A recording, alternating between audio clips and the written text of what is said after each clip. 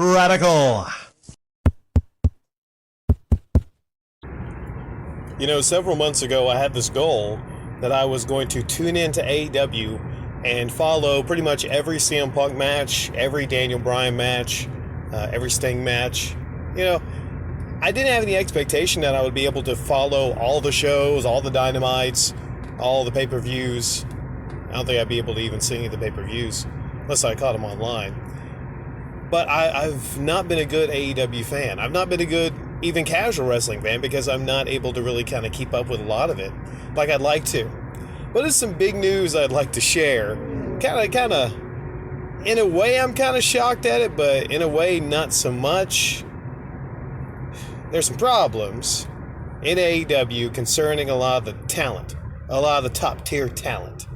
Talking about CM Punk notably.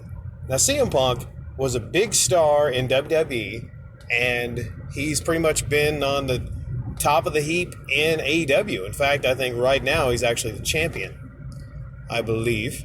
And he's an outspoken guy. He really is. And I think what amounts to what's going on here with the whole situation is a lot of jealousy. I think it's a typical situation where you have a big star that comes from another promotion or hasn't been wrestling for years, comes back, and then it kind of rubs people the wrong way. Maybe he gets preferred treatment, rightly so, being the number one draw in that company, gets preferred treatment. And you might have some people that have been there, maybe like Kenny Omega and the Young Bucks, who are kind of like a clique that they don't like it. And what confuses matters a little bit more is, I believe Kenny Omega is their executive VPs, or they have titles in the company, so they run things. Side story, FTR, who's a great tag team, they're not in the video game.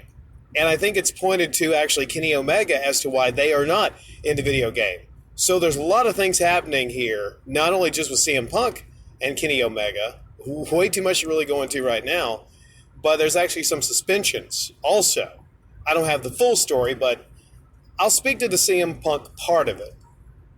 Now, part of this is actually, it involves a wrestler named Colt Cabana. Now, Colt Cabana was a big friend of CM Punk, and he was a part of AEW, I believe, before CM Punk got there. And the belief is that he was ousted or CM Punk had something to do with him being gone. That's part of this. I don't have the full story there. And it created some animosity behind the scenes. Now, like I said, I've not been following AEW, but there's a wrestler named Adam Hangman Page. It'd be kind of interesting if he did the Diamond Cutter like Diamond Dallas Page. Bang! Sorry, that was a little bit too loud there. DDP. So, the Hangman kind of hung himself a little bit, went in business for himself when he had a promo with some unscripted stuff he said about CM Punk. And CM Punk didn't really take too kindly to it. It was not written for him what he said. Something along the lines of, well, how he is when he goes to the back. So I was talking about, the way CM Punk behaves when he goes to the back or something like that. And CM Punk was really, really kind of disgusted with it and just disrespected with it. So then he comes out and challenges, when he comes back from, I think, he had a foot surgery, he challenges Adam Hangman Page to a match. And he wasn't even in the building. He knew he wasn't. But then he said something about him being a coward and saying something to somebody's face or something like that.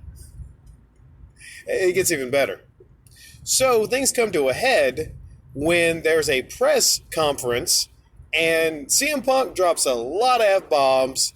He's pretty brutal when he talks about Kenny Omega, the Young Bucks, talks about how they couldn't run a damn fucking target, calls Adam Page basically a dumb fuck.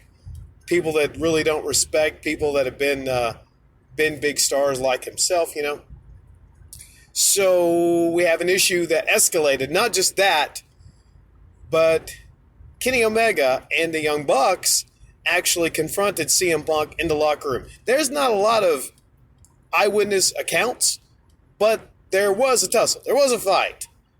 Apparently, CM Punk knocked out one of the Young Bucks, And then his trainer apparently threw a fucking chair at Kenny Omega and bit him. Bit the motherfucker. A lot, Mike Tyson and Evander Holyfield. I don't think he bit his ear off, but he bit the motherfucker. So it escalated to the point where people were getting bitten in the back room. So, yeah, there's a lot of mess to sort out here with AEW. Like I said, way too much to go into. Probably there might be more developing stories now. But basically, it's just chaos. It's anarchy. And this is not a shoot. This is not a shoot. This is actually going on right now. So I don't know how Tony Khan kind of mends all this and puts the pieces back together. Now, could it possibly amount to CM Punk or some of them actually leaving the company? I don't know. Apparently there's a lot of issues on that roster. A lot of them are not getting along. A lot of divisions.